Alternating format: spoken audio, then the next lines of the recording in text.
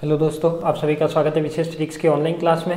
तो आज अपन एक नया सा टॉपिक स्टार्ट करने जा रहे हैं। यूनिट 4 का लगभग चौथा या पांचवा टॉपिक होगा आपके पास, जिसका नाम है आपके पास विसरण समीकरण। तो देखो, विसरण समीकरण क्या होता है। मैंने जब ये यूनिट स्टार्ट की तो आपको पहले ही बता दिया था, कुछ इक्वेशन लिखाई थी। कौन कौन सी लिखाई थी? एक तो लाप्लासियन इक्वेशन लिखाई थी, एक तरंग समीकरण लिखाई थी, वेव इक्वेशन लिखवाई थी, दूसरी लिखवाई थी एक हेल्महोल्ट्ज अवकल समीकरण लिखवाई थी, और चौथी लिखवाई थी अपने पास ये डिफ्यूज इक्वेशन यानी विसरण समीकरण। इसको इंग्लिश में क्या बोलते हैं? Diffusion equation. ठीक है, अब इसमें होता क्या है, सबसे पहले तो वो समझना है क्या इसका प्रोसेस होता है, कैसे इसका डेरिवेशन होता है और कहाँ पर ये इक्वेशन यूज ली जाती है। यदि मैं बात करता हूँ देखो किसकी इस इक्वेशन के बारे में, तो यदि मान लेता हूँ मैं आपको समझाने के लिए कोई भी एक मीडियम मान लेता हूँ। इस मीडियम में कोई बिंदु ले लेता हूँ। मान लिया कि मैंने एक बिंदु ए ले लिया, दूसरा बिंदु क्या ले लिया? बी। यानी ऐसी कोई वस्तु है जो किसी मीडियम में है और उस पर दो बिंदु है ए और बी। यानी मान लो तो कि इसमें जो ये इक्वेशन आती है, ये आप यदि आप इसके नाम से जानते हो तो इसमें आपको लगभग ऑलमोस्ट पता लग रहा होगा कि ये किससे रिलेटेड है। ये रिलेटेड है अपनी थर्मोडायनेमिक्स टर्म से रिलेटेड है। ठीक है, यानी उष्मा प्रवाह से रिलेटेड है। यानी इसमें होता क्या है, देखो इसमें मान लिया कि कोई भी ए बी और दो क्या है बिंदु अपने पास। यदि ए बी दो बिंदु है अपने पास, यदि इसमें मैं कहना चाहूँ कि इसमें क्या होता है, अपन को यदि ताप ज्ञात करना है। क्या ज्ञात करना है? ताप। यदि किसी माध्यम में इस प्लेट को रख दिया या ऐसी कोई वस्तु को रख दिया, तो इसमें जब अपन इसको गर्म करते हैं, मान लिया कि आप एक साइड से गर्म करते हो, तो बताओ मुझे कि उष्मा का प्रवाह कैसे होगा? उच्च ताप से निम्न ताप की ओर होता है। ऐसे ही होता है। कोई भी आप ऐसे किचन में भी आप ज़्यादातर यूज करते हो, तो कोई भी एक छड़ ले ली, उसको आप क्या करते हो, एक साइड से गर्म करते हो, तो क्या वो धीरे धीरे क्या होती है, फिर वो एनर्जी कहाँ आती है? अपने हाथों तक पहुँचती है। जहाँ से अपन ने पकड़ रखा है वो भी क्या हो जाता है? गर्म हो जाता है। ज़्यादा गर्म करने पर क्या हो जाता है, अपन से वो हाथ में पकड़े भी ना जाए, ऐसा हो जाता है। यानी अपन कह सकते हैं कि उसका जो उष्मा प्रवाह है वो किस ओर हो रहा है? अपन कह सकते हैं कि जो उष्मा प्रवाह होता है वो किस ओर होता है? अपना जो उष्मा प्रवाह है वो किस ओर होगा? अपने पास हाई टेम्परेचर से लो टेम्परेचर। यानी मैं कह सकता हूँ कि इसका जो उष्मा प्रवाह होगा वो कहाँ होगा? हाई टेम्परेचर से लो टेम्परेचर पे होगा। यानी अपन कह सकते हैं कि क्या होगा इसमें कि छड़ का उष्मा प्रवाह उच्च ताप बिंदु से निम्न ताप बिंदु की ओर होता है। और जहाँ पर ऐसी कोई कंडीशन आती है और उसमें अपन को क्या निकालना हो, यहाँ पे ताप की कैलकुलेट करना हो, यानी क्या निकालना हो आपको? टेम्परेचर कैलकुलेट करना हो, तो उसी टेम्परेचर को कैलकुलेट करने के लिए क्या करते हैं अपन? ये वाला विसरण समीकरण उपयोग में लेते हैं। ठीक है, समझ में आ गया होगा। विसरण समीकरण क्या काम आता है? किसी में माध्यम में कोई वस्तु रखी जाती है तो उसमें जो ताप ज्ञात करने के लिए जो समीकरण काम में लिया जाता है वही क्या कहलाता है? अपना विसरण समीकरण कहलाता है। तो और आपको थर्मोडायनेमिक्स जब अपन स्टार्ट करेंगे तो उसमें बहुत सारी टर्म ऐसी आएगी, बहुत नई नई टर्म आएगी, उसको अच्छे से एक्सप्लेन करेंगे। ठीक है, तो अब अपन बात करते हैं इस जो अपना टॉपिक है उसके बारे में। तो इसी अवकल समीकरण को एक तो पहले तो इसको क्या करना है? सॉल्यूशन करना है। तो देखो मैं पहले एक और बेसिक चीज़ बता देता हूँ, क्योंकि जो पहले से स्टूडेंट जो पढ़ रहे हैं उनको तो पता है, मैं सब कुछ मेथड भी बता चुका हूँ अच्छे से एक्सप्लेन करके। तो एक बार मैं एक क्षरों की पृथक्करण विधि आपके जो काम आती है वो एक बार वापस एक्सप्लेन कर देता हूँ कि इसमें क्या क्या होता है। देखो, क्षरों की पृथक्करण विधि क्या होती है, यानी कोई भी अपने पास डिफरेंशियल इक्वेशन आती है। मान लिया कि कोई भी डिफरेंशियल इक्वेशन है, उस डिफरेंशियल इक्वेशन को यदि आप क्षरों की पृथक्करण विधि यानी वेरिएबल ऑफ सेपरेशन से सॉल्व करते हो तो उसमें क्या होता है? तो उसमें क्या होगा? तो उसमें क्या करना होता है कि अपने पास जो छर है उनको क्या करने होते हैं? सेपरेट करने होते हैं। मान लिया कि आपके पास, देखो एक बार मैं इसको समझाता हूँ तो आपको थोड़ा मेथड भी आइडिया लग जाएगा, और जो पहले से ज्वाइन हो रखे स्टूडेंट उनको सबको ये पता है मेथड कैसे क्या सॉल्व होता है। ठीक है, क्योंकि सबसे पहले मैं फर्स्ट क्लास इसकी ले चुका हूँ कि ये मेथड क्या होता है। अब मैं बात करता हूँ देखो इसमें विसरण समीकरण की। तो विसरण समीकरण क्या होता है? Del square theta is equal to 1 upon h square del theta upon में डेल टी।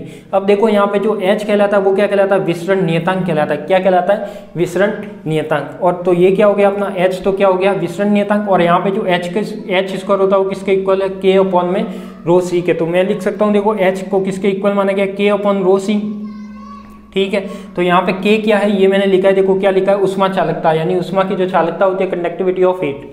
यहाँ पे रो क्या है? डेंसिटी है। सी क्या है? यहाँ पे विशिष्ट उष्मा, स्पेसिफिक हीट है ऑफ किसी भी जिसमें आप उष्मा प्रवाह की बात करते हो किसी गैस के लिए, उसके लिए तो वो क्या आएगा? विशिष्ट उष्मा।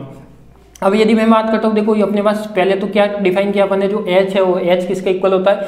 के अपॉन में रो सी के। तो के क्या है? उष्मा चालकता, रो है घनत्व, और सी क्या है? विशिष्ट उष्मा। अब यदि मैं बात करता हूँ कि ये थीटा क्या है यहाँ पे, तो थीटा जहाँ पे आप टेम्परेचर काम में लेते हो, जहाँ पर आप टी काम में लेते हो वही क्या है आपका? यहाँ पे थीटा काम में लेना है। तो टी की जगह अपन ने क्या ले लिया? ये क्या है? थीटा क्या है आपका? ताप है। ठीक है, एच स्क्वायर क्या हो गया, इस पूरे को क्या कहेंगे अपन, विसरण नियतांक कहेंगे। जो टी है वो क्या है अपने पास, ऊष्मा प्रवाह का समय, यानी जो ऊष्मा का प्रवाह होता है, यानी जब एनर्जी होती है या ऊष्मा होती है वो एक बिंदु से दूसरे बिंदु तक पहुंचती है तो उसमें लिया गया समय कितना है वो क्या होता है आपके पास, टी होता है। और डेल स्क्वायर आप अच्छे से जानते हो ये क्या होता है, लाप्लासियन ऑपरेटर होता है, लाप्लासियन संकारक होता है, और ये मैंने बता ही दिया। अब मैं क्या करता हूँ, सबसे पहले तो इस जो मैंने ये इक्वेशन लिखी है विसरण समीकरण डिफरेंशियल इक्वेशन, इसको सॉल्व करता हूँ। अब सॉल्व करने की टेक्निक कौन सी अपने पास, वही चरों की पृथक्करण विधि। तो चरों की पृथक्करण विधि क्या कहती है अपने पास, चरों की पृथक्करण विधि ये कहती है, पहले सबसे पहले तो इसको कौन से निर्देश तंत्र में सॉल्व करना ये आपको ध्यान होना चाहिए। तो इसको मैं जानता हूँ कि इसको सॉल्व किस में करता है, कार्टेशियन कोऑर्डिनेट यानी कार्तीय निर्देश तंत्र में। और कार्तीय निर्देश तंत्र का आप जानते हो कि उसका जो फॉर्मूला होता है वो क्या होता है, यानी उसमें जो कोऑर्डिनेट होते हैं कौन से होते हैं, एक्स वाई जेड होते हैं। तो मैं इसको जब कार्तीय निर्देश तंत्र में लिखता हूँ तो देखो डेल स्क्वायर को मैं क्या लिखूंगा, del square upon del square plus del square upon del y square. तो ये तो मैंने लिख दिया del square upon del x square del upon del y square. अब आप कहोगे कि सर इसमें ये थीटा क्यों नहीं लिखा, थीटा इसलिए नहीं लिखा क्योंकि अब ये जो अपन ने विसरण समीकरण मानी है, देखो इसका मैंने एक डायग्राम बनाया है, यहाँ पे देखो इसका मैंने क्या बनाया है, एक डायग्राम बनाया है। यानी ये तो मान लिया कि x, ये मान लिया y और ये क्या मान लिया z, ठीक है। तो क्या मैं यहाँ पे कह सकता हूँ कि जो ये मान लिया कि यहाँ पे ऐसी कोई प्लेट मानी है तो इसके किनारों पर तो क्या होगा अपना टेम्परेचर शून्य होगा, यानी इसके बीच में क्या होगा, कुछ ना कुछ टेम्परेचर होगा, इसके किनारों पर टेम्परेचर कितना होता है, शून्य। ये इसका 0 पॉइंट लिया, यानी इसकी लेंथ कितनी ली है, इसकी आप लंबाई कहोगे तो ये कितनी है a, चौड़ाई कितनी है b। क्या मैं यहाँ पे कह सकता हूँ कि ये किस तल में है, xy तल में है। क्या इसका z कितना होगा आप बता सकते हो, 0 होगा। आपको पता है कि जब ये xy तल में है तो इसका z कंपोनेंट क्या होगा, 0। इसलिए मैंने यहाँ पे क्या किया कि दो ही कंपोनेंट लिए, एक तो x लिया है दूसरा y लिया, z नहीं लिया क्योंकि z यहाँ पे क्या हो जाएगा, इंडिपेंडेंट के कारण क्या हो जाएगा, 0। इसलिए मैंने क्या किया, आप देखो कार्तीय निर्देश तंत्र में किया तो ये क्या हो जाएगा आपका del square upon del x square del square upon del y square theta is equal to, ये ऐसे का ऐसे लिखा है, सॉरी ये स्क्वायर नहीं आएगा यहाँ पे, ये स्क्वायर लिखा है, यहाँ से ये हटा देना, ठीक है। तो ये क्या आएगा डेल थीटा अपॉन में डेल टी और डेल थीटा अपॉन में डेल टी। तो ये तो क्या हो गया आपका इसका कार्टेशियन कोऑर्डिनेट में जो इक्वेशन हो जाएगी वो, इसी इक्वेशन को मैंने कार्टेशियन कोऑर्डिनेट में लिखा है। तो केवल जो ये डेल स्क्वायर था, ये वाला जो डेल स्क्वायर, इसको ही मैंने क्या किया, केवल यहाँ पे चेंज करके लिखा है कार्टेशियन कोऑर्डिनेट में, ठीक है। तो ये लिख दिया। अब मैं क्या इसको ऐसे लिख सकता हूँ, ये थीटा जब इसके अंदर आएगा, थीटा ऐसे का ऐसे रखा था, ये थीटा जब इसके अंदर आएगा तो ये क्या हो जाएगा del square theta by del x square del square theta by del y square is equal to, ये टर्म अपने पास क्या रहेगी ऐसे की ऐसे 1/h square del theta upon में डेल टी। अब यदि मैं देखता हूँ कि यहाँ पे जो थीटा है वो कितनों का कोऑर्डिनेट है, देखो इसमें फंक्शन की बात करूँ तो डेल किस पर डिपेंड था, एक तो x का फंक्शन है, एक y का फंक्शन होगा, ठीक है। दो फंक्शन तो अपने पास ये हो गए। तो मैं मान लेता हूँ कि ऐसा कोई थीटा है जो दो तो x y का फंक्शन है, यानी z उसका 0 है, ठीक है। अब यहाँ पे एक फंक्शन और काम में आ रहा है, क्या यहाँ पे देखो ये t क्या है, ऊष्मा प्रवाह में लगने वाला समय है, तो ये भी एक तरह से अपना कोऑर्डिनेट कहलाएगा। यानी अपन कह सकते हैं कि जो इसका फंक्शन होगा वो टाइम पर भी डिपेंड करेगा, यानी अपन कह सकते हैं कि ये क्या होगा एक्स वाई टी, क्योंकि टाइम के भी इसमें इंपोर्टेंस है। ये अपने पास जो ऊष्मा प्रवाह का होता है कि कितना टाइम लगाएगा वो एनर्जी को ट्रांसफर करने में। तो इसको मैंने मान लिया कि एक्स वाई क्या मान लिया, टी मान लिया। क्यों, क्योंकि अपन क्या करें यहाँ पे छेरों की पृथक्करण विधि लगाएंगे तो उसके लिए मैंने एक कोऑर्डिनेट माना है कि थीटा था वो कौन सा फंक्शन था, एक्स वाई और टी का, ठीक है। अब यदि मैं बात करता हूँ कि ये थीटा इज इक्वल टू मैं ये थीटा एक्स वाई टी रखता हूँ, तो ये कंप्लीट मैंने थीटा की जगह रख दिया। देखो ये थीटा था इसकी जगह ये रख दिया, ये थीटा था इसकी जगह ये रख दिया, is equal to 1/h square del y del t, इस थीटा की जगह ये आ गया। तो ये अपनी क्या कहलाएगी, यह अपनी कहलाएगी द्विविमीय कार्टेशियन या द्विविमीय में विसरण समीकरण कहलाती है। यानी अभी तक तो अपन ने क्या किया है, केवल जो ये वाली इक्वेशन थी इसको 2D स्पेस यानी 2D फ्रेम ऑफ रेफरेंस यानी 2D डायमेंशन में क्या किया, इसको केवल व्यक्त किया। तो ये तो क्या होगा जी द्विविमीय समीकरण में विसरण समीकरण को व्यक्त करता है। ये थ्योरेटिकल लाइन कुछ आपको लिखनी होगी, ठीक है। अब मैं बात करता हूँ अपने मेन टॉपिक पे आता हूँ, छरों की पृथक्करण विधि। तो छरों की पृथक्करण विधि क्या कहती है पहले मैं बता चुका हूँ, इसमें वापस बता दूंगा। तो देखो छरों की पृथक्करण विधि सबसे पहले अपने पास जो तीन कोऑर्डिनेट माने, तीन कोऑर्डिनेट कौन कौन से माने, एक x एक y और एक t। तो देखो अपने पास तीन कोऑर्डिनेट हो गई x y t। क्या मैं इसको सॉल्व करने के लिए कैपिटल में मान सकता हूँ क्या, कैपिटल में इसलिए मानता हूँ, देखो मैंने यहाँ पे लिखा है छरों की पृथक्करण विधि से। अब मैंने मान लिया कि जो कैपिटल x कोऑर्डिनेट है वो केवल किस पर डिपेंडेंट है, स्मॉल x पर। यानी कैपिटल एक्स क्या है, अपने पास एक अपन ने ऐसा फलन माना है जो किस पर डिपेंडेंट है, एक्स निर्देश तंत्र यानी एक्स निर्देशांक पर निर्भर करता है। ठीक है, क्या मीनिंग हुआ यहाँ पे, जो एक्स फलन है वो किस पर डिपेंडेंट है, एक्स कोऑर्डिनेट का फंक्शन है। यानी मैं कह सकता हूँ कि फंक्शन ऑफ एक्स है वो किसका है, अपने पास एक्स कोऑर्डिनेट का है। ऐसे ही जो अपने पास जो वाई वाला था इसको मैंने कैपिटल वाई मान लिया, तो मैं कह सकता हूँ कि जो वाई फलन है वो किसका कोऑर्डिनेट है, वाई का कोऑर्डिनेट है। मैंने ब्रैकेट में क्या लिखा, वाई, जिसका कोऑर्डिनेट होता है वो ब्रैकेट में लिखते हैं, जो फलन होता है वो बाहर लिखते हैं। और इसको मैंने क्या लिख दिया, ये टी का फलन है, जानते हो आप टी क्या है, टी का फलन है, तो इसको मैंने क्या लिख दिया, कैपिटल टी की फॉर्म में लिख दिया। अब देखो अपने पास ये क्या हो गया, ये वाला जो फंक्शन है इसको मैं बार बार ये दो टर्म में लिखने की बजाय क्या लिखूंगा, कैपिटल एक्स, इन दोनों की जगह जो यानी ये वाला जो था इसकी जगह मैं क्या लिखूंगा, वाई, और इसकी जगह क्या लिखूंगा, टी।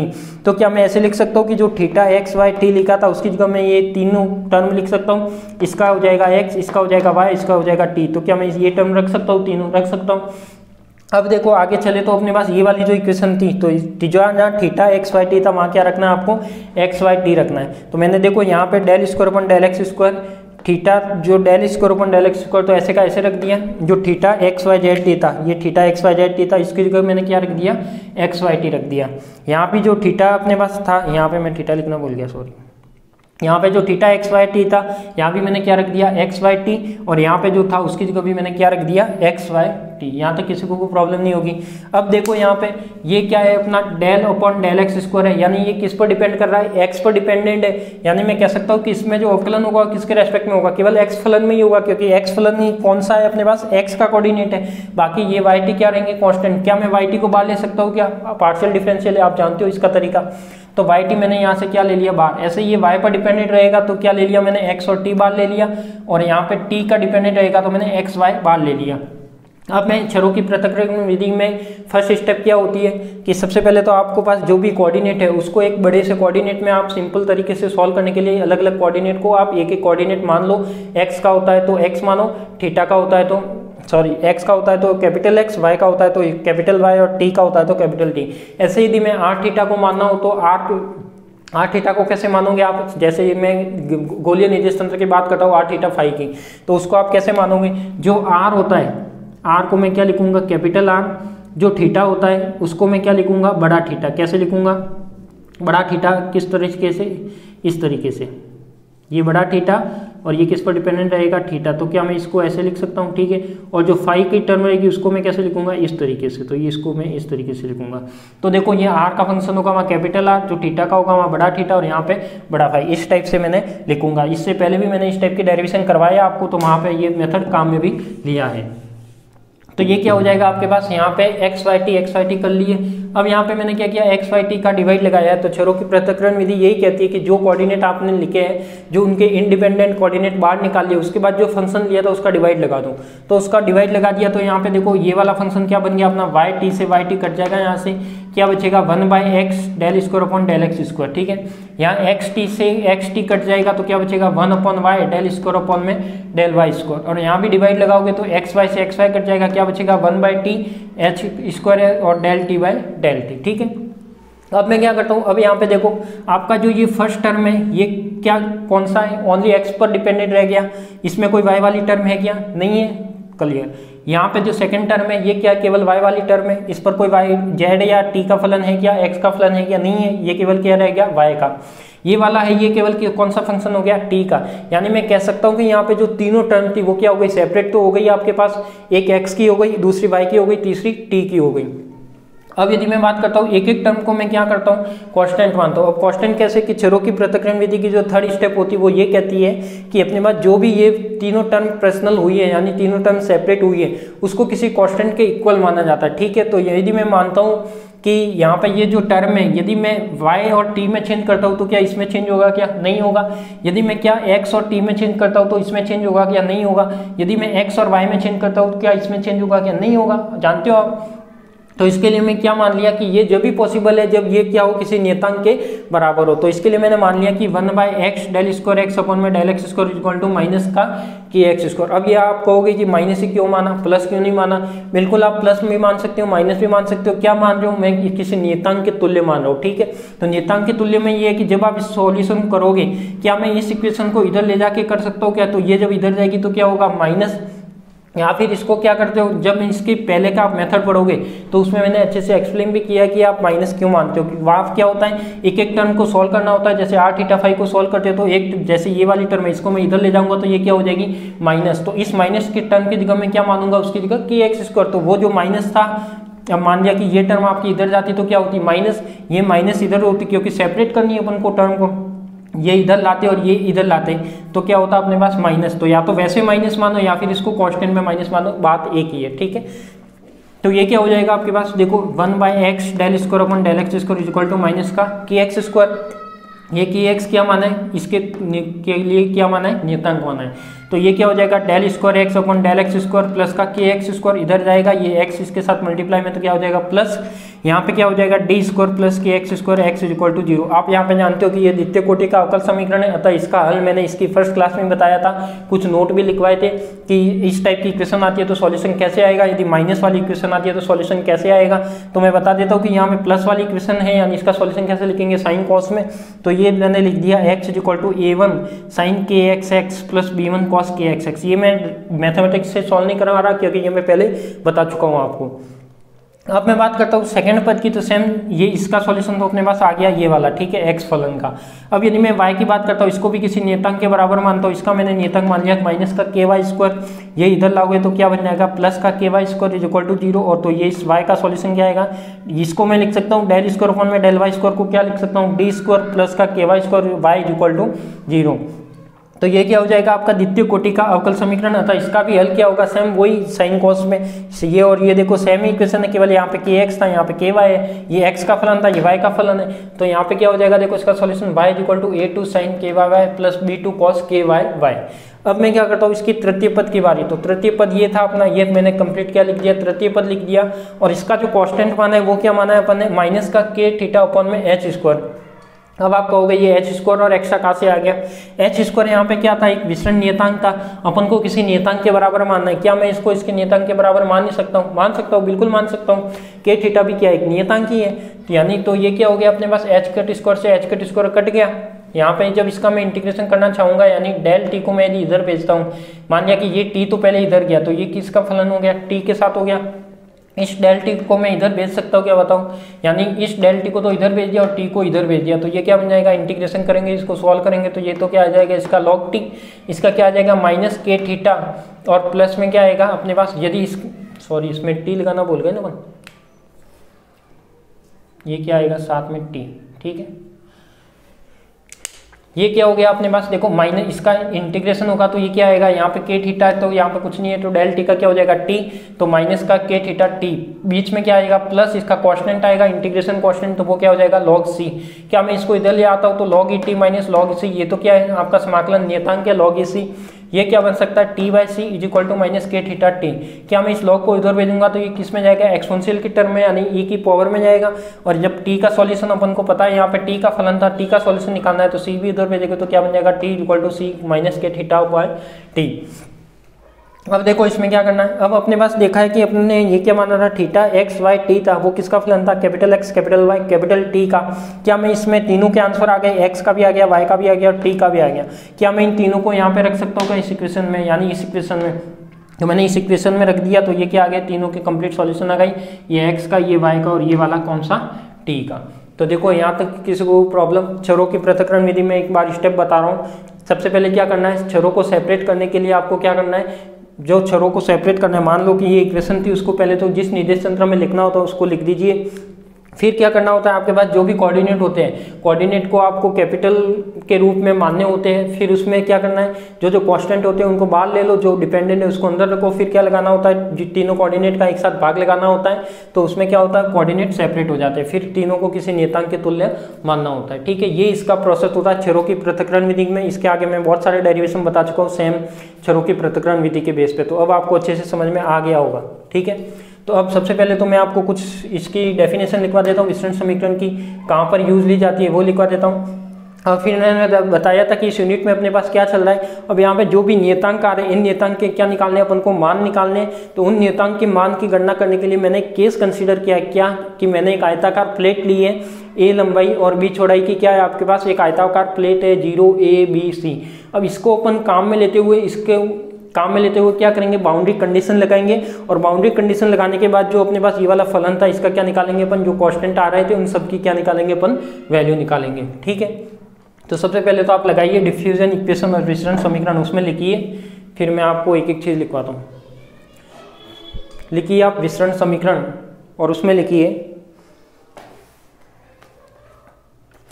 कि जब कभी ऊष्मा चालक माध्यम में किन्हीं दो बिंदुओं के बीच तापांतर होता है, जब कभी ऊष्मा चालक माध्यम में किन्हीं दो बिंदुओं के बीच तापांतर होता है तो उच्च ताप क्षेत्र से निम्न ताप क्षेत्र की ओर ऊष्मा का प्रवाह होता है। तो उच्च ताप क्षेत्र से निम्न ताप क्षेत्र की ओर ऊष्मा का प्रवाह होता है। ऊष्मा प्रवाह की दर उनके तापांतर के समानुपाती होती है। ऊष्मा प्रवाह की दर उनके तापांतर के समानुपाती होती है। अतः ऊष्मा चालक माध्यम के किसी बिंदु पर ताप ज्ञात करने के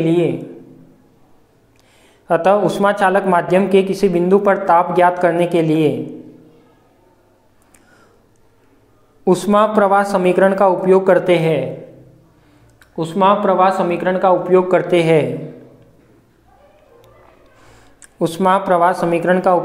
हैं और इस समीकरण को विसरण समीकरण कहते हैं।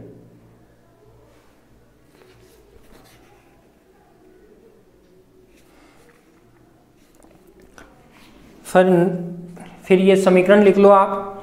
क्या लिखना है मैं एक एक चीज़ बताऊंगा, आपको लिखते जाना है। सबसे पहले ये समीकरण और यहाँ तक, यानी आपको यहाँ तक लिखना है पहले फर्स्ट सिस्टम में। ठीक है, यहाँ तक लिखिए ये समीकरण और ये क्या क्या टर्म शो करिए इसके बारे में लिखिए पहले।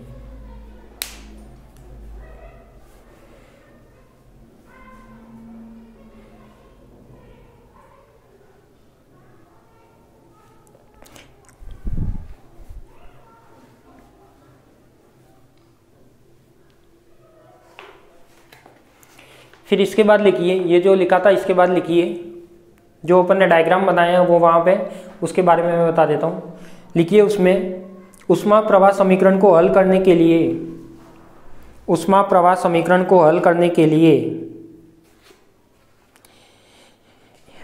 एक आयताकार प्लेट मानते हैं। ऊष्मा प्रवाह समीकरण को हल करने के लिए एक आयताकार प्लेट मानते हैं जिसकी लंबाई a चौड़ाई b है, जिसकी लंबाई a और चौड़ाई b है, जिसकी लंबाई a चौड़ाई b है और जिसके किनारे x इज इक्वल टू 0 और जिसके किनारे x is equal to 0, x is equal to small a, x is equal to 0, x is equal to small a, comma y is equal to 0 तथा y is equal to b पर, y is equal to 0 तथा y is equal to b पर ताप शून्य रहता है।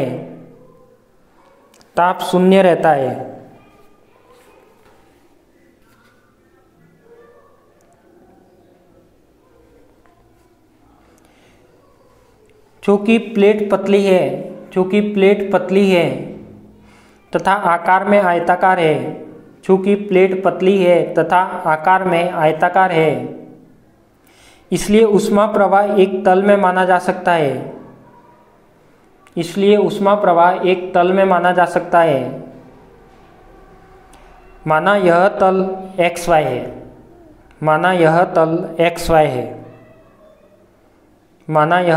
XY है। अब आपको क्या करना है, अब आपको सबसे पहले तो इसमें ये वाला जो मैंने डायग्राम बनाया है इस डायग्राम को बनाइए। फिर अपन ने आपको क्या लिखना है, फिर आपको यहाँ से यहाँ तक लिखना है। कहाँ से कहाँ तक, यहाँ से लेकर यहाँ तक, यानी ये जो ब्लैक मार्कर में लिखा है ये, और यहाँ पे ये द्विविमीय विसरण समीकरण को व्यक्त करता है, यहाँ तक आप लिखिए। पहले डायग्राम बनाइए वो वाला, फिर ये लिखिए। बस थोड़ा लिखने की स्पीड रखना।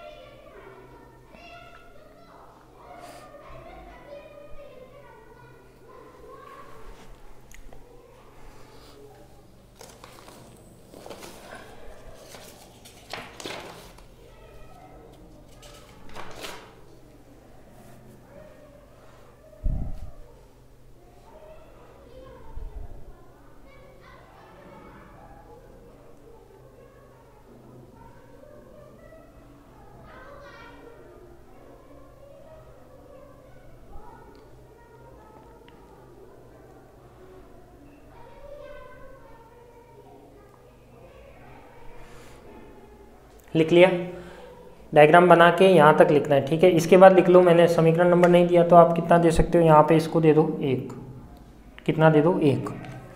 इस 1 के बारे में लिख लीजिए कि समीकरण एक द्विविमीय रूप में, समीकरण एक द्विविमीय रूप में विसरण समीकरण को व्यक्त करता है। समीकरण एक द्विविमीय रूप में विसरण समीकरण को व्यक्त करता है और इस विसरण समीकरण का हल छरों की पृथक्करण विधि द्वारा करते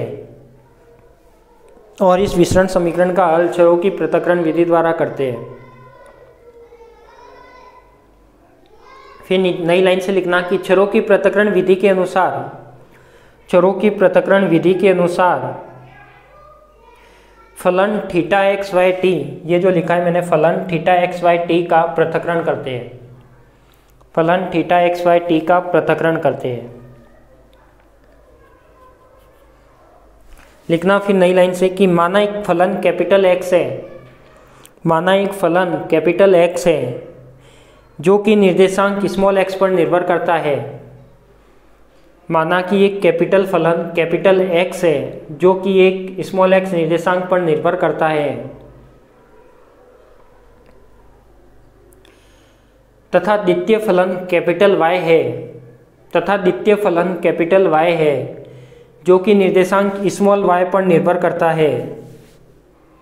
द्वितीय फलन कैपिटल वाई है जो कि निर्देशांक स्मॉल वाई पर निर्भर करता है।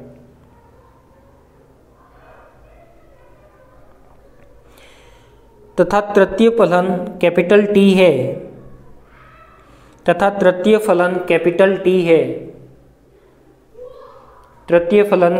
टी है जो केवल समय स्मॉल टी पर निर्भर करता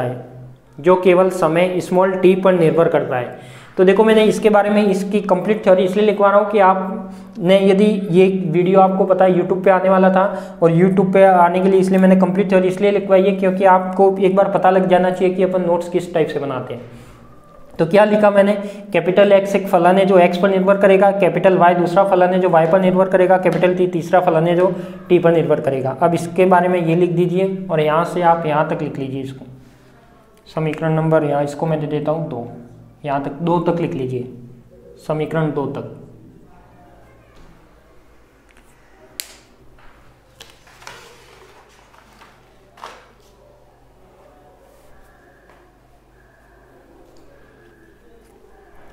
समीकरण 2 तक लिखना है, लिखिए जल्दी।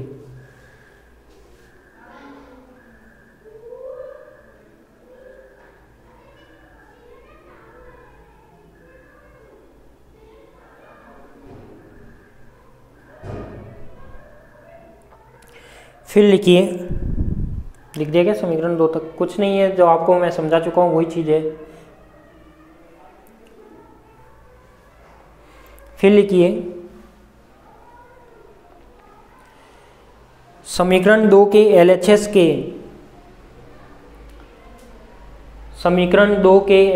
के प्रथम पद से स्पष्ट है। समीकरण 2 के LHS के प्रथम पद से स्पष्ट है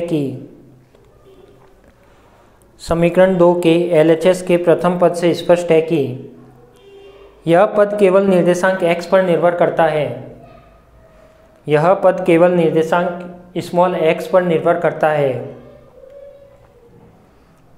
अर्थात निर्देशांक x में परिवर्तन करने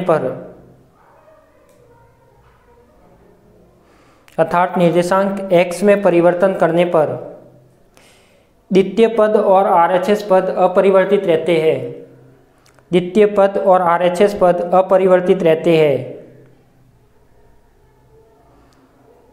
निर्देशांक x में परिवर्तन करने पर द्वितीय पद और RHS पद अपरिवर्तित रहते हैं। इसी प्रकार द्वितीय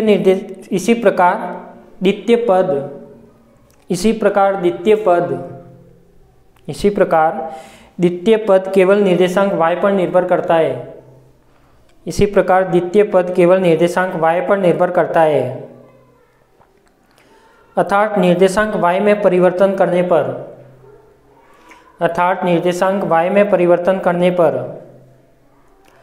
प्रथम पद और आरएचएस पद अपरिवर्तित रहते हैं। प्रथम पद और आरएचएस पद अपरिवर्तित रहते हैं।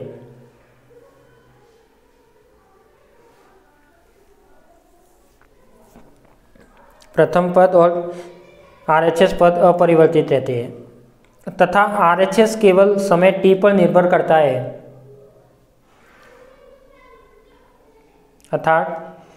तथा आरएचएस केवल समय t पर निर्भर करता है, स्मॉल t मानना, ठीक है।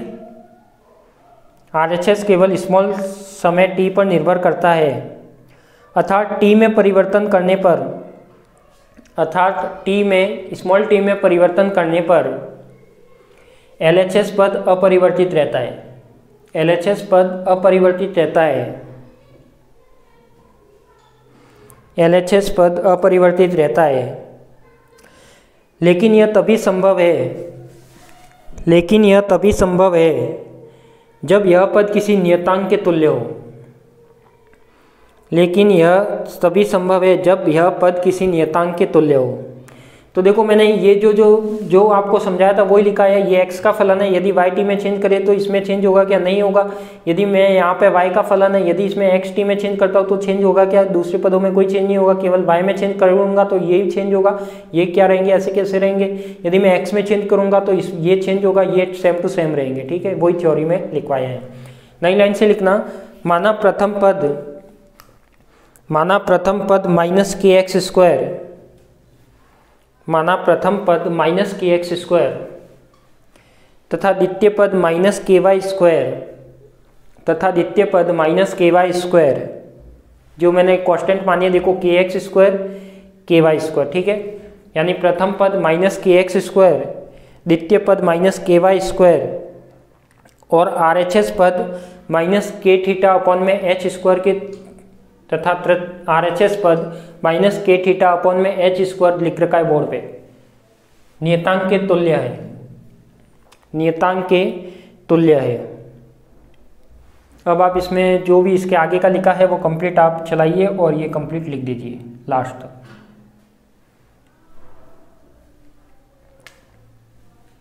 इसको मैं समीकरण ए दे देता हूँ और यहाँ पे मैं लिख लेता हूँ समीकरण ए से।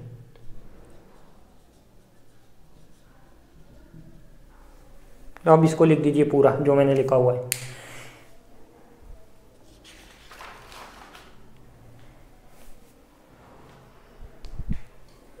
कितना दे दो? समीकरण नंबर 3 दे दो इसको, या इसके सॉल्यूशन दो। देखो इसको दे देता हूँ मैं 3, इसको दे देता हूँ 4, इसको दे देता हूँ 5 और इसको दे देता हूँ 6। लिखिए।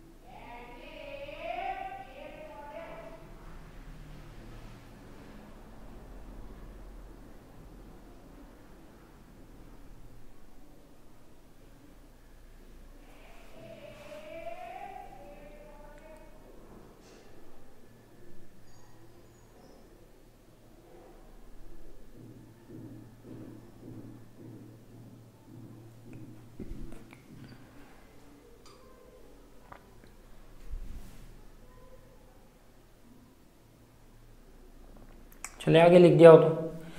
अब अपन को क्या करना है, देखो जो मैंने लिखा है उस पर मैंने बताया था कि चरों की पृथक्करण विधि से अपन ने इसका सॉल्यूशन निकाल लिया। यानी आप लिख सकते हो यहाँ पे समीकरण 6 के बाद लिख लो 2 लाइन लिख लो। इसमें क्या लिखोगे कि जो समीकरण 6 है वो क्या व्यक्त करता है, तो लिखिए समीकरण 6 विसरण अवकल समीकरण का हल कहलाता है। समीकरण 6 विसरण अवकल समीकरण का हल कहलाता है। फिर नई लाइन से लिखिए कि यहाँ पर नियतांकों की गणना करने के लिए, यहाँ पर नियतांकों की गणना करने के लिए परिसीमा प्रतिबंध काम में लिए जाते हैं। यहाँ पर नियतांकों की गणना करने के लिए परिसीमा प्रतिबंध काम में लिए जाते हैं। ठीक है, तो देखो ये वाली अपन को इक्वेशन की जरूरत है तो इसको मैं रख लेता हूँ। बाकी ये इक्वेशन भी आपकी जरूरत पड़ेगी, एक तो एक्स वाली एक ये वाई वाली। तो मैं दो बाउंड्री कंडीशन आपको रख के बताता हूँ कैसे बाउंड्री कंडीशन लगाते हैं, वो भी आप सीख जाओगे। और जो पहले से पढ़ रहे हैं वो सीख ही गए हैं, क्योंकि मैं इसके जैसे डेरिवेशन बहुत करा चुका हूँ पहले।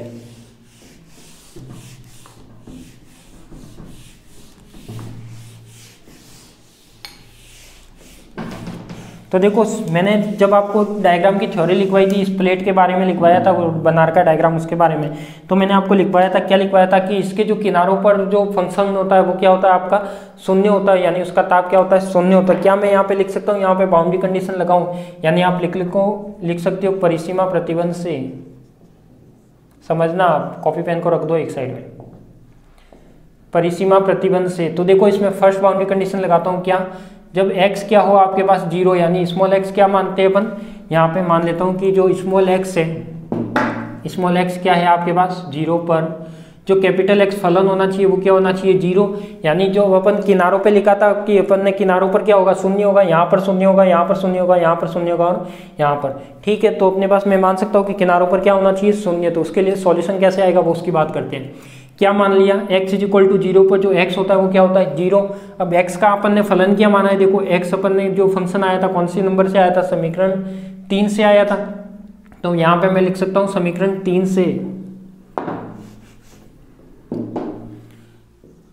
समीकरण 3 से। तो देखो समीकरण 3 से क्या फंक्शन आया था आपके पास, x is equal to a1 sine kxx plus b1 cos kxx, यही आया था। अब यहाँ पे क्या लगाना है, x इज इक्वल टू क्या लगाना है 0 लगाना है, और यहाँ पे भी x इज इक्वल टू क्या लगाना है 0। तो ये क्या हो जाएगा आपका 0। जब x इज इक्वल टू 0 पर अपना फलन है, देखो ये दोनों एक चीज नहीं है, ये निर्देशांक है ये फलन है। ठीक है, ये बाउंड्री कंडीशन अपन ऐसे ही लगाते हैं कि जब इसको 0 मानते हैं यानी किनारों पर क्या होगा इसका भी मान फलन का 0 होगा।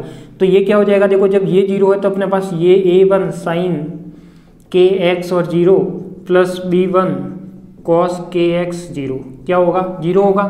cos 0 कितना होता है 1 होता है, sin 0 कितना होता है 0। क्या मैं इसको ऐसे मान सकता हूँ कि जो b1 होगा वो क्या होगा आपका 0 मान सकता हूँ। cos kx 0 क्या हुआ, यानी cos 0 क्या हो गया 1। तो यहाँ पे जो b1 की वैल्यू होगी वो किसके इक्वल होगी 0, ये तो पूरी टर्म 0 हो गई। क्या जब यहाँ पे b1 0 आ गया, क्या मैं इसको समीकरण 3 में रख सकता हूँ क्या। तो देखो समीकरण 3 से क्या आएगा आपका, समीकरण 3 क्या था वही solution, x is equal to क्या आ जाएगा अपने पास b इज इक्वल टू 0 आ गया, यानी अपने पास जो रिजल्ट आएगा वो क्या आएगा a साइन kxx। ठीक है, तो फर्स्ट बाउंड्री कंडीशन लगाने पर अपना सॉल्यूशन क्या आया, ये आया। इसको मैं नंबर दे देता हूँ कितना 7। अब नेक्स्ट बाउंड्री कंडीशन में कौन सी लगाता हूँ, नेक्स्ट बाउंड्री कंडीशन लगाता हूँ मैं, ये तो लगाई x इज इक्वल टू 0 के लिए। अब मैं लगा लेता हूँ x is equal to a के लिए। देखो x सबसे पहले यहाँ पे लगा ली, फिर मैं लगाता हूँ x is equal to a के लिए। तो ये क्या आ जाएगा आपका, दूसरी बाउंड्री कंडीशन लगाता हूँ x is equal to a पर जो कैपिटल X होना चाहिए वो कितना होना चाहिए, यहाँ भी 0 क्योंकि ये भी किनारा है। तो जब ये बाउंड्री कंडीशन लगाऊंगा, अब ध्यान रखना कि ये बाउंड्री कंडीशन कहाँ पे लगानी है, ऐसे नहीं कि आप वापस समीकरण 3 में लगाने चले जाओ। ये बाउंड्री कंडीशन क्या है में लगानी है, जो इसका रिजल्ट आया है फर्स्ट वाली बाउंड्री कंडीशन का उसी में लगानी है। तो ये क्या हो जाएगा आपका, देखो x हो जाएगा अपने पास क्या, ये अपने पास समीकरण 7 से लिख रहे हैं। तो देखो a1 साइन kxx और ये क्या हो जाएगा, ये हो जाएगा अपने पास साइन kxx, kx की जगह क्या आ जाएगा a, और ये क्या हो जाएगा x पर क्या हो जाएगा आपका 0। अब देखो यहाँ पे a1 तो कांस्टेंट है, a1 कांस्टेंट है, आप जानते हो क्या कांस्टेंट 0 के इक्वल हो सकता है क्या? यहाँ पे 0 के इक्वल क्यों माना था? क्योंकि इसके साथ कोई भी साइन कॉस नहीं आ रहा था, इसलिए 0 माना था, नहीं तो उसकी वैल्यू 0 के बराबर मानते।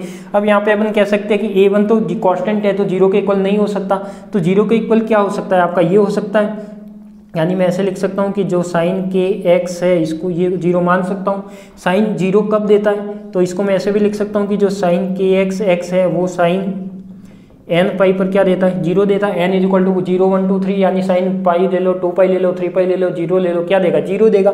जहाँ पर n इज इक्वल टू कितना है आपका 0 1 2 3 ऐसे ले सकते हो। तो साइन n पाई क्या देता है? 0। साइन से साइन कैंसिल आउट होगा तो ये क्या आ जाएगा आपका k x x is equal to क्या आएगा आपका n पाई।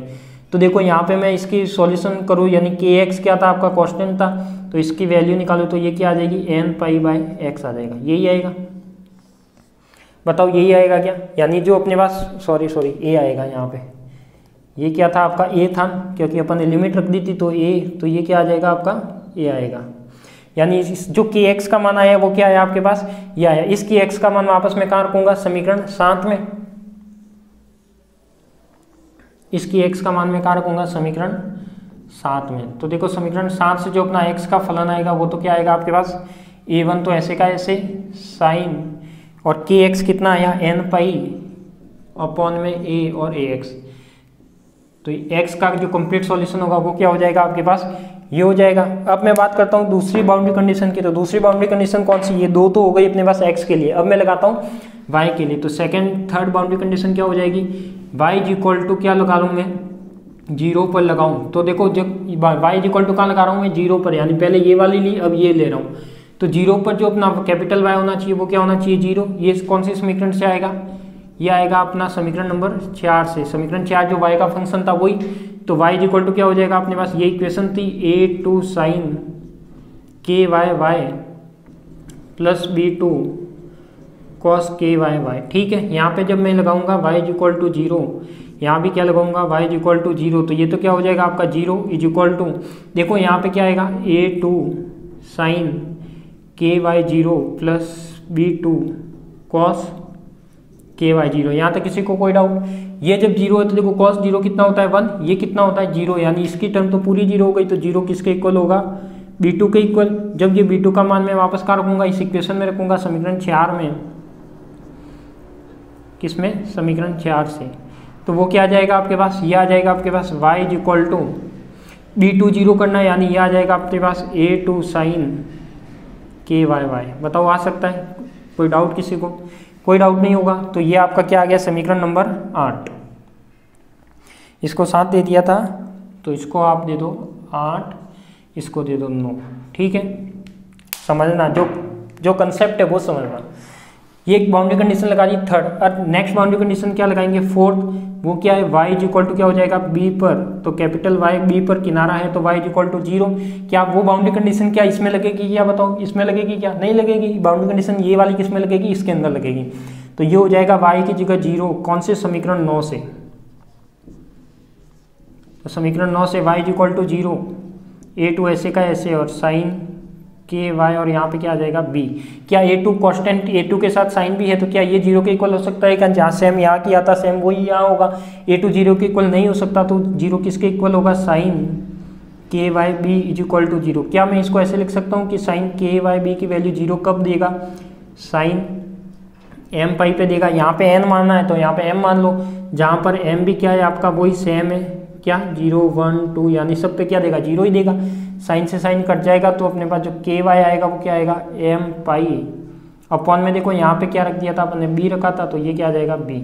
यानी के वाई का मान कहाँ आ गया? यहाँ आ गया। तो ये मैं के वाई का मान कहाँ रखूँगा? समीकरण नंबर 9 में।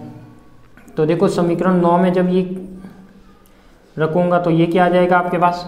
y is equal to a2 sine k y की जगह ये वैल्यू आ जाएगी m पाई अपॉन में b और y। तो ये आपका क्या आ गया? x और y का सॉल्यूशन आ गया, समीकरण नंबर 10। देखो क्यों प्रॉब्लम, यहाँ तक क्या किया, 4 बाउंड्री कंडीशन लगा ली मैंने, फर्स्ट इस पॉइंट पे, सेकंड इस पॉइंट पे, थर्ड इस पॉइंट पे। तो यानी एक कंडीशन x के लिए, एक 0 के लिए, एक a के लिए, y के लिए, एक 0 के लिए, एक b के लिए। तो ये तो अपने पास क्या निकले, केवल x और y का फलन निकले। तो इस चारों बाउंड्री कंडीशन को लिखिए, फिर अपन आगे बढ़ते हैं।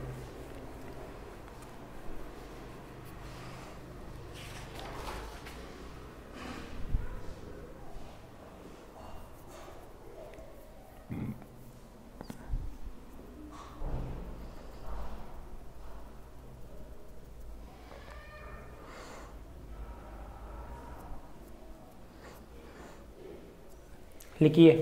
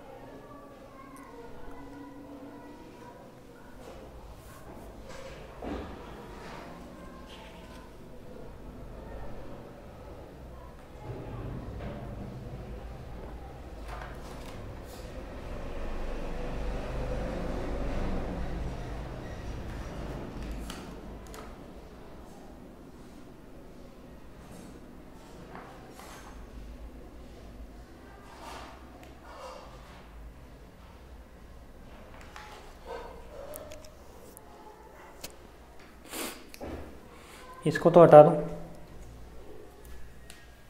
डायग्राम की जरूरत है क्या?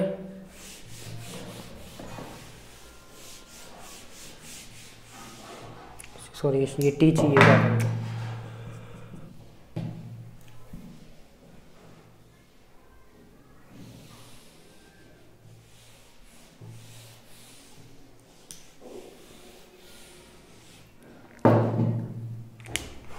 ओनली कैलकुलेशन है, ज़्यादा थ्योरी भी नहीं है इसमें।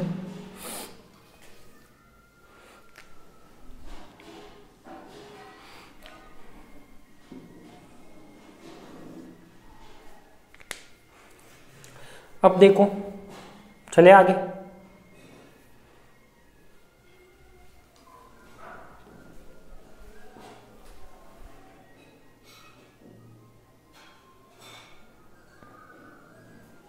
आराम से समझना है, कोई जल्दबाजी नहीं है।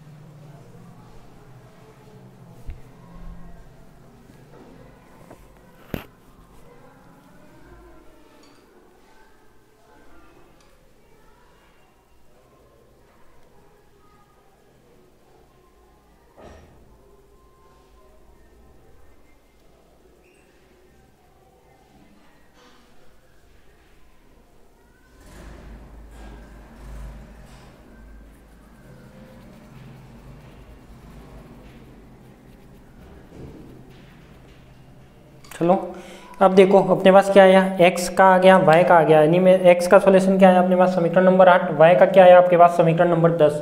और t का आपके पास आया हुआ है पहले से ही, c e की power minus k theta t। अब क्या मैं इसको ऐसे लिख सकता हूँ क्या? देखो अपने पास जो इक्वेशन थी वो कैसी थी अपने पास, सबसे पहले x का टर्म थी, तो x को मैंने क्या माना था, माइनस का kx स्क्वायर माना था। और जो सेकेंड टर्म थी, यानी मैं इसको लिख सकता हूँ कैसे, एक बार मैं इसका सॉल्यूशन लिखना चाहूँ तो देखो अपने पास जो टर्म माना था वो क्या था आपके पास, x था, y था, t था, ठीक है, थीटा इक्वल टू यही था।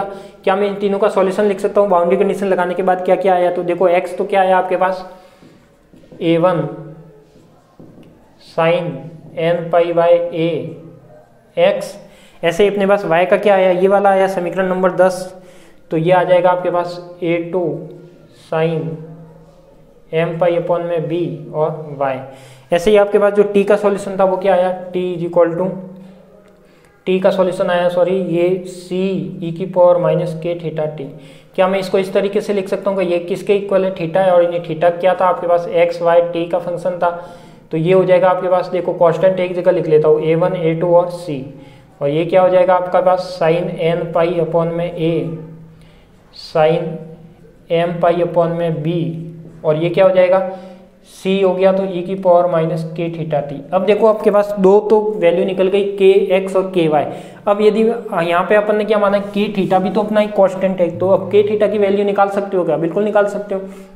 के थीटा क्या होगा देखो यहाँ पे, यदि मैं अपने पास उस समीकरण की बात करूँ जो मैंने समीकरण 2 मानी थी शायद, कौन सी, जो मैंने डिफरेंशियल इक्वेशन में जिसमें सेपरेट हुए थे एक्स वाली टर्म, वाई वाली टर्म और RHS वाली टर्म। तो देखो समीकरण 2 से जो 1/x डेल स्क्वायर अपॉन में डेल एक्स स्क्वायर वाली टर्म थी उसकी जगह अपने पास क्या आ जाएगा माइनस का के एक्स स्क्वायर, यहाँ पे क्या आ जाएगा माइनस का के वाई स्क्वायर, और जो यहाँ पे माना था वो क्या माना था अपन ने माइनस का के थीटा बाय क्या माना था एच स्क्वायर। बताओ यही माना था क्या? देख लो एक बार, कोई मिस्टेक नहीं होनी चाहिए। यदि यहाँ मिस्टेक हो गई तो सब गलत हो सकता है।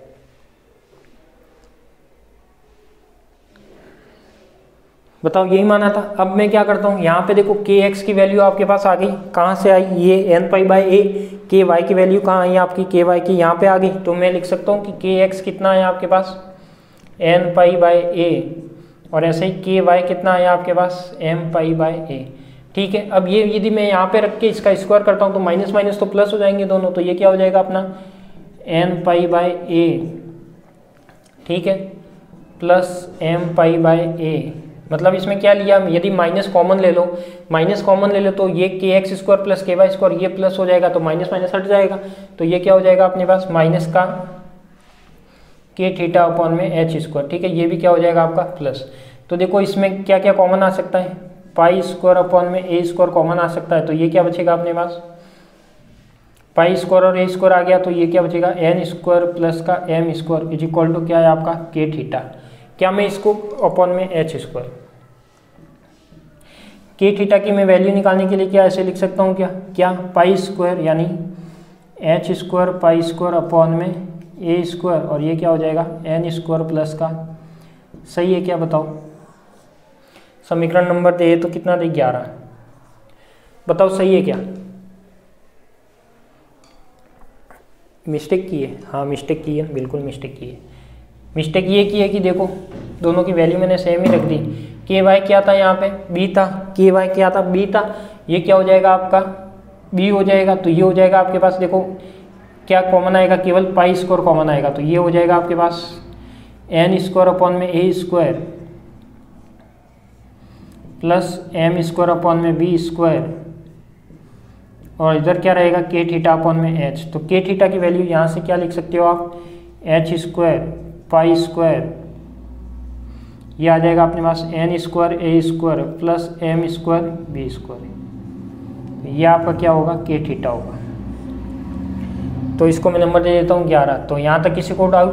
देखो अपने पास क्या क्या निकल गया, x का जो बाउंड्री कंडीशन लगाने के बाद x का सॉल्यूशन, y का सॉल्यूशन, के एक्स की वैल्यू, के वाई की वैल्यू, और जो कांस्टेंट था के थीटा उसकी भी वैल्यू निकल गई। तो अब इसको लिख लीजिए समीकरण 11 तक, फिर अपन आगे बढ़ेंगे।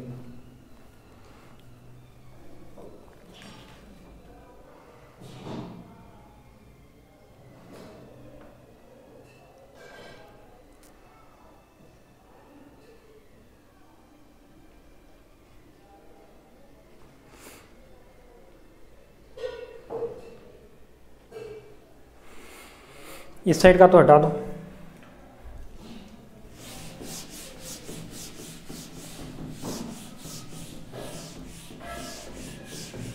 एक बाउंड्री कंडीशन अभी भी बाकी है, 4 ये लगाइए, 5वीं नहीं लगाई हुई, 5वीं अब लगाएंगे।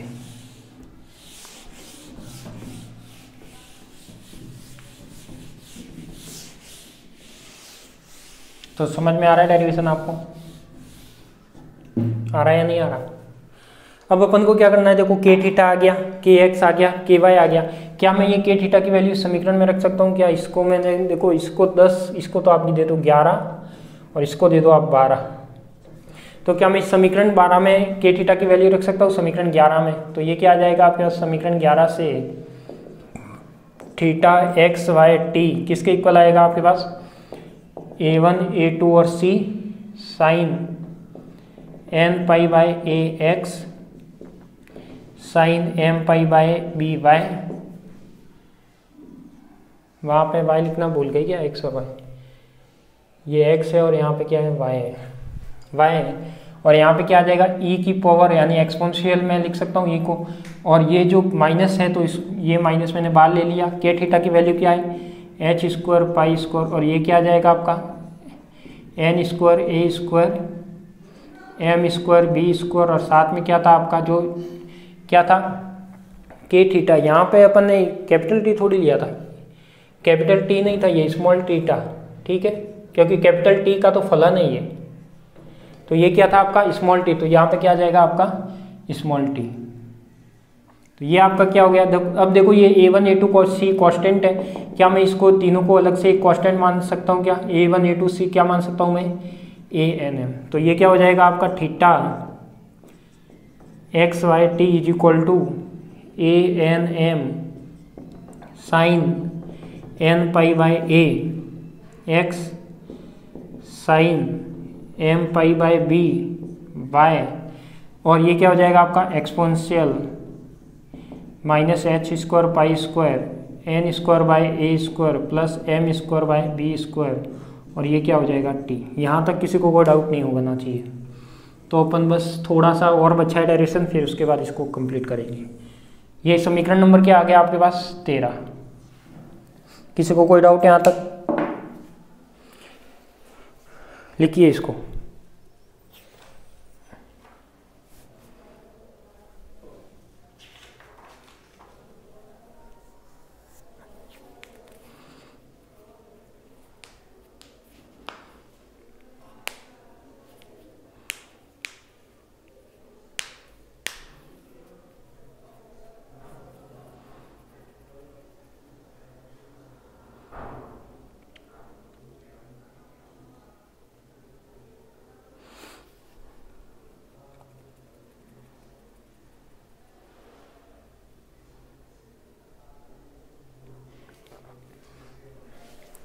यहाँ पे आप सिग्मा भी लगा सकते हो। सिग्मा क्यों, सिग्मा इसलिए कि एन और एम की वैल्यू किस पर डिपेंड कर रही है, एन और एम की वैल्यू 1 2 3 ऐसे आएगी, तो जो अपन ने पहले लिख चुके, तो यहाँ पे आप सिग्मा लगा के एन एम की वैल्यू भी रख सकते हो, ठीक है। वो नहीं रखो तो ये भी सही है,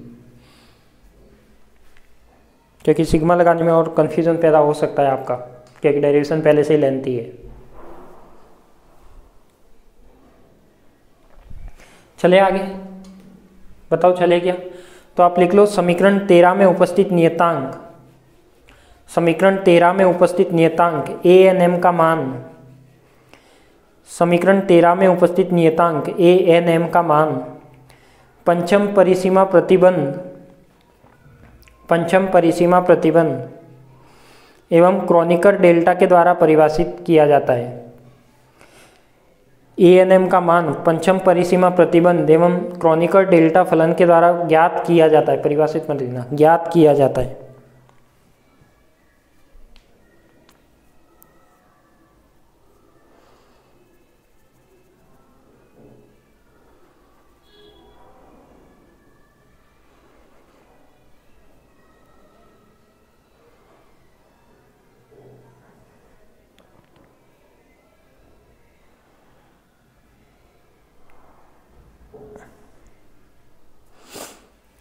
कर दिया।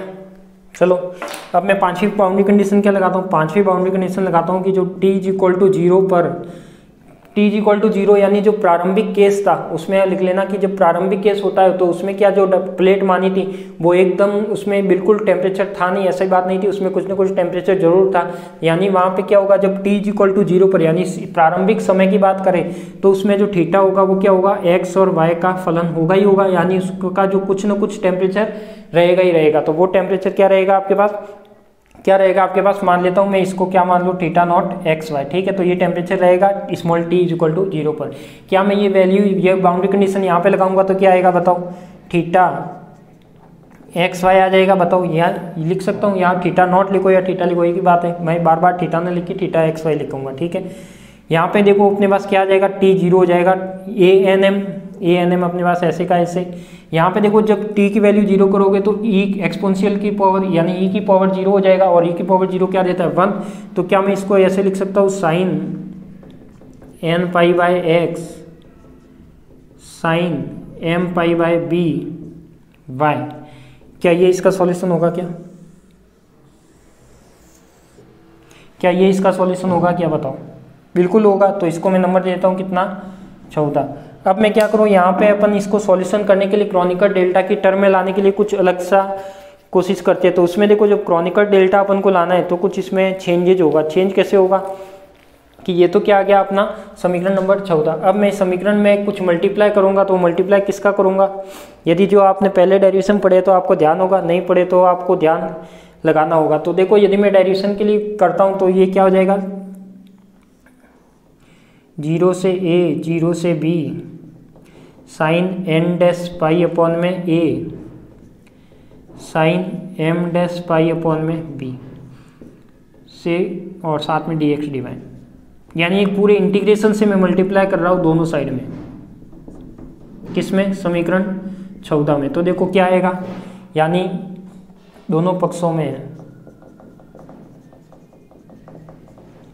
0 से a integration sine n dash pi, यदि ये पूरा मल्टीप्लाई करता हूँ तो देखो ये क्या आ जाएगा आपके पास, 0 से a 0 से b, ये क्या था आपके पास थीटा एक्स वाई पहले से ही था, तो एक्स वाई ये कंप्लीट टर्म आ जाएगी sine n dash pi upon में a sine m dash pi upon में b, और ये क्या हो जाएगा साथ में dx dy को अपन बाद में लिख देंगे, पहले ये क्या है आपके पास इधर हो जाएगा, तो dx dy is equal to a-n-m ऐसे का ऐसे, a-n-m ऐसे का ऐसे।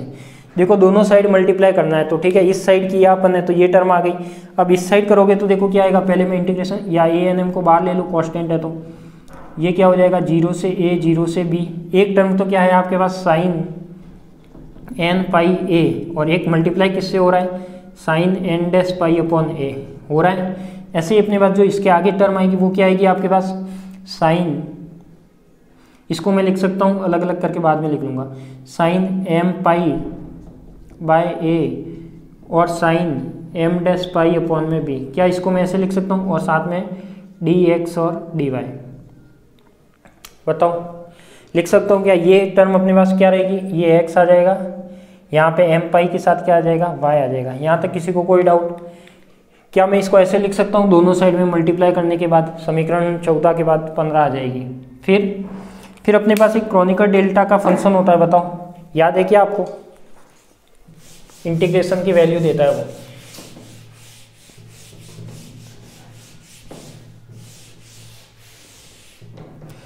इसमें एक ऐसा इंटीग्रेशन आता है, जैसे मैं मान लेता हूँ कि 0 से a sine n dash pi upon में a और साइन n पाई अपॉन में a और साथ में ये आता है, तो उसकी क्रॉनिकल डेल्टा की वैल्यू देता है। तो बताओ वो वैल्यू हो सकती है क्या। एक चीज़ ध्यान रखना, यहाँ पे अपन ने एक्स वाई भी आएगा जो मल्टीप्लाई किया है, क्योंकि इसमें एक्स वाई की टर्म भी आएगी, सेम जो टर्म थी सेम आएगी, केवल इस यहाँ एन डैश और एम डैश हो जाएगा, ठीक है। तो यहाँ भी आपका जो मल्टीप्लाई होगा तो देखो एक्स वाई आप लगा देना, मैंने लगाना भूल गया, और यहाँ पे एक्स वाई आएगा ही, यहाँ पे वाई आ गया, यहाँ पे एक्स और यहाँ पे वाई, ठीक है। तो अब इसको आप क्या सॉल्यूशन मान सकते हो बताओ।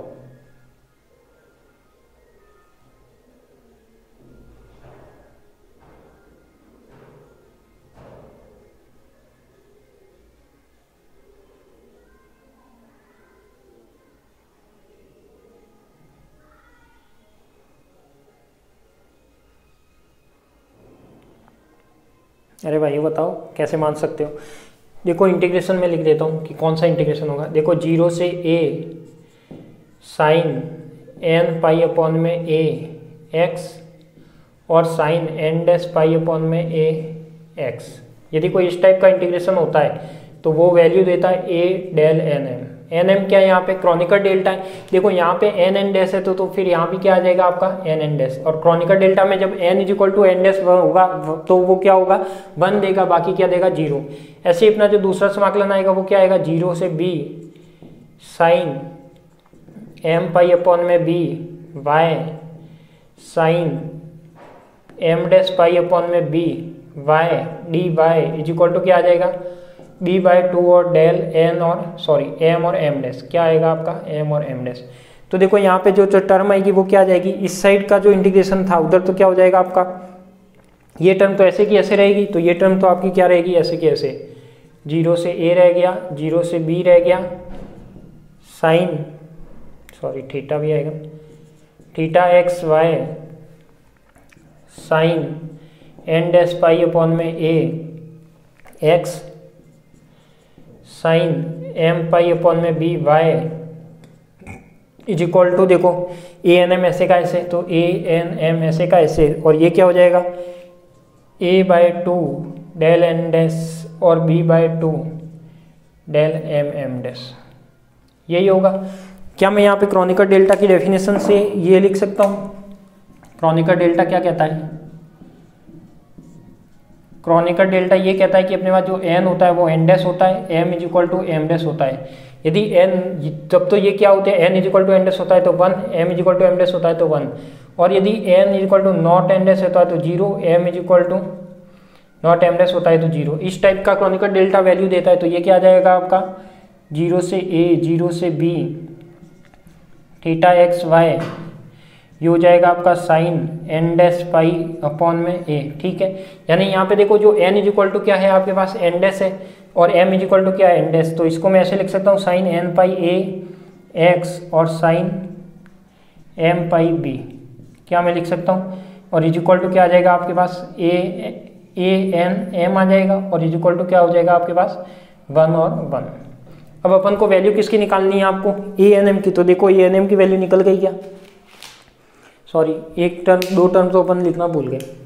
ए एन एम यहाँ पे जो ए बी था तो ये क्या आ जाएगा ए बी बाई 4 भी आएगा, तो ये ए बी बाई 4 किधर आ जाएगा यदि मैं ए एन एम की वैल्यू निकालता हूँ। ये बाउंड्री कंडीशन क्यों लगाई अपन ने, जो कांस्टेंट आ रहे थे उसकी वैल्यू निकालने के लिए। तो उसकी वैल्यू कैसे निकलेगी, a n m is equal to ये आएगा तो 4 अपॉन में ए बी आ जाएगा, ये क्या हो जाएगा 0 से ए 0 से b theta x y sine n pi by a और साइन एक्स भी आएगा साथ में x sine m pi by b. बताओ ये इसका सॉल्यूशन होगा किसका, कांस्टेंट का।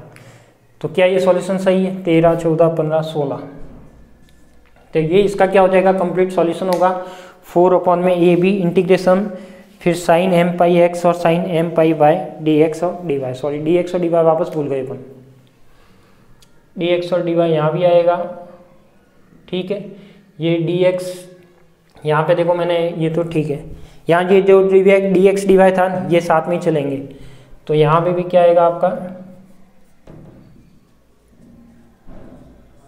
क्योंकि इंटीग्रेशन हो रहा है तो डी एक्स डी वाई आएगा ही।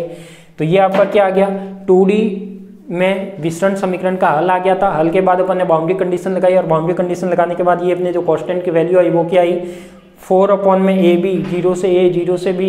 यहाँ भी दी आपने theta is equal to theta not मान लेती हो तो आप थीटा नॉट भी लगा सकते हो, गलत नहीं होगा।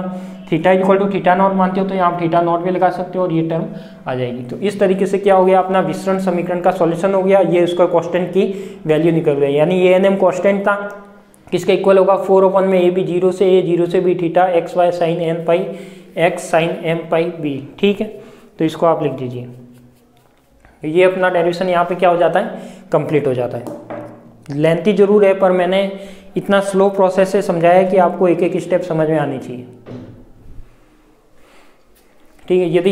यदि मैं ऑफलाइन क्लास में पढ़ाता तो शायद इसको 2 क्लास में पूरा करवाता, 1 क्लास में तो पूरा होता नहीं, 2 क्लास में होता, तो ऑनलाइन में तो आपका 1 क्लास में ही हो रहा है। यही आपका बेनिफिट है, इसीलिए कोर्स जल्दी होगा।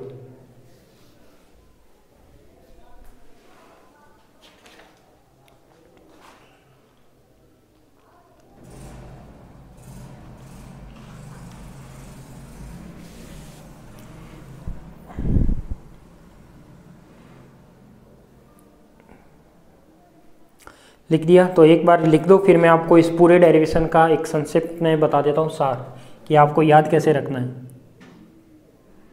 क्योंकि जो डेरिवेशन लेंथी है उनको कुछ टर्म से याद भी रखना होगा आपको कि क्या क्या इसमें प्रोसेस करना है। ये इंटीग्रेशन की वैल्यू होती है क्रोनिकर डेल्टा। यदि आपने पढ़ा है मेरे से, नहीं पढ़ा तो आपने बुक से पढ़ा होगा, तो वहाँ पे ये आपके प्रॉपर्टी आई होगी क्रोनिकर डेल्टा, यूनिट नंबर 2, सॉरी 1 में था ये क्रोनिकर डेल्टा।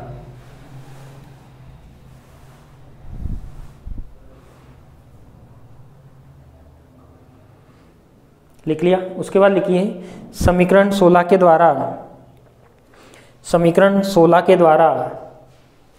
नियतांक ANM की गणना की जा सकती है। समीकरण 16 के द्वारा नियतांक ANM की गणना की जा सकती है। नियतांक ANM की गणना की जा सकती है। यही विसरण समीकरण का संपूर्ण हल कहलाता है। यही विसरण समीकरण का संपूर्ण हल कहलाता है। dx dy यहाँ भी लगा लेना, लगाया नहीं था। तो क्या हो गया, ये अपना विसरण समीकरण का संपूर्ण हल हो गया। अब मैं देखो 2 या 3 मिनट में आपको संक्षिप्त सार बता देता हूँ इसका।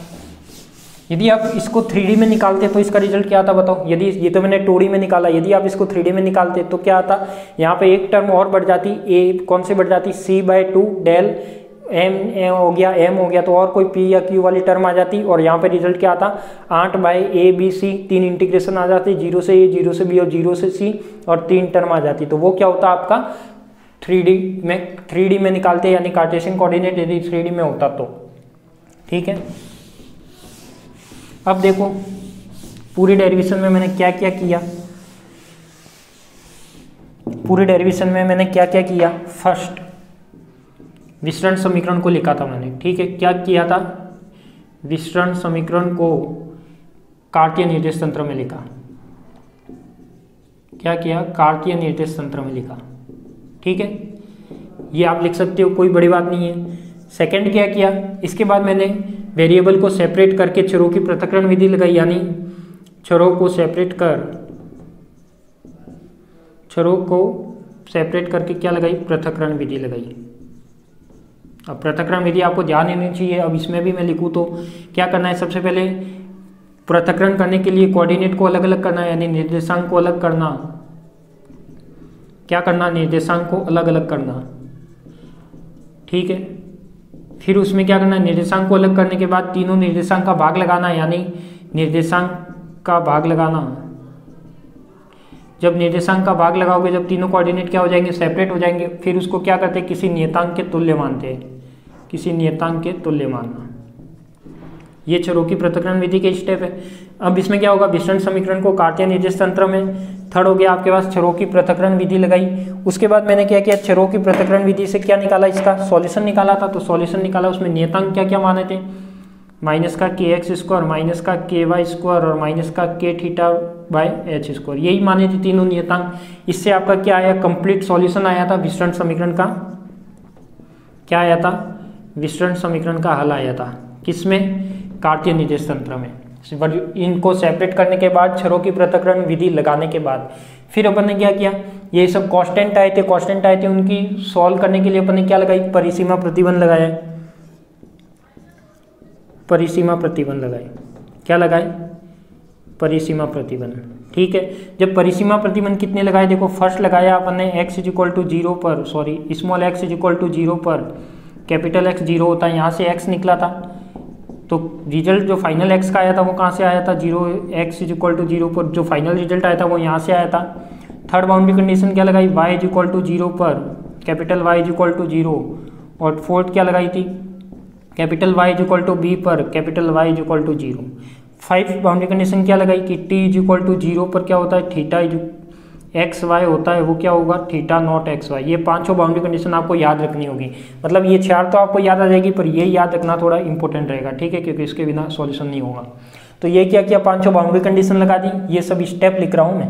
परिसीमा प्रतिबंध लगाई, तो इससे आपका क्या क्या निकला, एक x निकल गया, एक y निकल गया, एक t, तीनों के फलन निकल गए।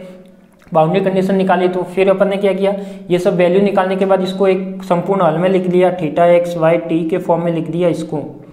ठीक है, कंप्लीट ये लिख दिया। इसके बाद मैंने क्या किया, उसके बाद मैंने क्रॉनिकर डेल्टा की टर्म में बनाने के लिए मल्टीप्लाई किससे किया था, 0 से a 0 से b sin n'π/a x sin m'π/b y dx और dy, इससे मैंने क्या किया था, मल्टीप्लाई किया था। तो इससे मल्टीप्लाई करने के बाद आपका जो सॉल्यूशन आया था वो क्या आया था, यह आया था। ठीक है, तो इतने स्टेप करनी है आपको इस कंप्लीट डेरिवेशन में। कितने स्टेप है ये देख लो, जितना भी मैंने लिखा है। तो आपको इस तरीके से इसको याद रखना है इन डेरिवेशनों को, कि अब जैसे कोई भी बड़ा डेरिवेशन होता है तो बड़े डेरिवेशन को आपको ऐसे स्टेप में याद रखना होगा, नहीं तो आपको ध्यान भी नहीं रहेगा कि किस में क्या करना है। स्टेप टू स्टेप याद होगा तो आप चलते जाओगे, पेन चलती जाएगी, आप लिखते जाओगे, कोई दिक्कत नहीं आएगी। ठीक है। तो ये आपका क्या हो गया, विसरण समीकरण का कंप्लीट सॉल्यूशन हो गया। उसको पहले कार्य निर्देश तंत्र में लिखा और उसके बाद उसको जो बाउंड्री कंडीशन लगा के उसके कांस्टेंट की वैल्यू निकाली, वो भी मैंने आपको आज बताई। तो ये हो गया आपका विसरण समीकरण का संपूर्ण हल। ठीक है। और आप जानते हो कि जो अपनी जो आगे वाली क्लास होगी उसमें 1-2 डेरिवेशन और रहे, वो करा के फिर अपन थर्मोडायनेमिक्स बुक्स स्टार्ट करेंगे। जो भी यदि कोई नया स्टूडेंट है, यदि वो एप्लीकेशन में ज्वाइन होने में इंटरेस्टेड है, तो मुझे कॉल या मैसेज कर सकता है। नंबर मैंने दे रखे 78 ये वाले। ठीक है। तो इसमें कॉल या मैसेज से आप मुझे आंसर दे सकते हो। जो भी यदि ऐप की लिंक चाहिए तो भी आपको इस नंबर पे मैसेज करने पर मिल जाएगी। ठीक है। तो आप मुझसे कांटेक्ट करें। और कोई नए इंटरेस्टेड हो ज्वाइनिंग करने में, क्लास पढ़ने में, सबसे बड़ा फायदा इसमें सबसे टाइम पर कोर्स पूरा होगा। चाहे आपकी एग्जाम मार्च या अप्रैल में भी लग जाएगी तो भी आपका कोर्स कंप्लीट होगा। ठीक है। इतना विश्वास रखिएगा। तो आप सभी को धन्यवाद। मिलते हैं अपन नेक्स्ट क्लास में नए टॉपिक के साथ।